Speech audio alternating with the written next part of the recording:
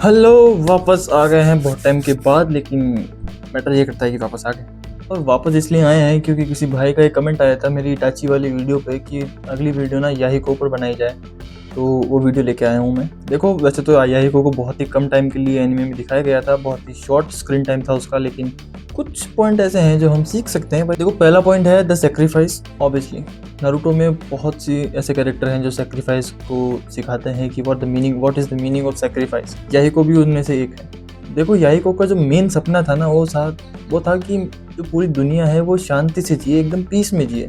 और उस सपने को पूरा करने के लिए उस बंदे ने अपनी लाइफ का सेक्रीफाइस कर दिया।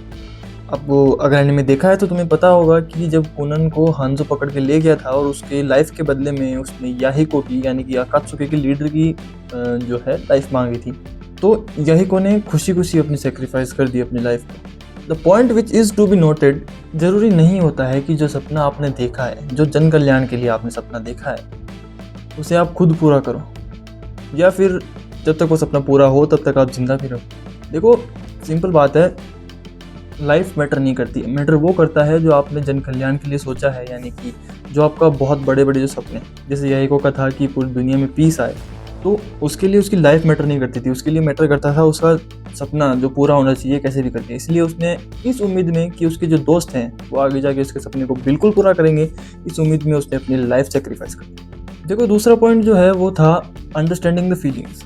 अब क्योंकि याहिको को पूरी दुनिया में पीस चाहिए था, तो देखो, कुछ लोग होते हैं जो ये सोचते हैं कि पूरी दुनिया को जीत लिया जाए, फिर अपना ही राज होगा, अपन ही उसमें राज करेंगे तो पीस ही पीस होगा। नहीं, ऐसा नहीं होता सर। देखो, लड़ाई से ना कभी पीस हो ही नहीं सकता। जब तक लड़ते रहोगे पीस नाम भूल जाओ। पीस मिलता है, याहिको की थिंकिंग बता रहा हूँ मैं, याहिको सोचता था कि पीस मिलता है दूसरों के दर्द को समझने में, दूसरों की फीलिंग को समझने से पीस मिलता है। जब आप दूसरों के दर्द को समझोगे ना, तब वो आपको समझेंगे। ऐसे अल्टरनेट सब समझते जाएंगे, मतलब आप समझ रहे हो ना किस तरह से उसकी प्लानिंग थी, दूसरों के दर्द को समझ के। सारे लोग अगर ऐसा करें तो सब लोग शांति से और पीस में जी सकते हैं, ऐसा उसका मानना था। देखो, दूसरों की फीलिंग्स को भी समझ के काम करो।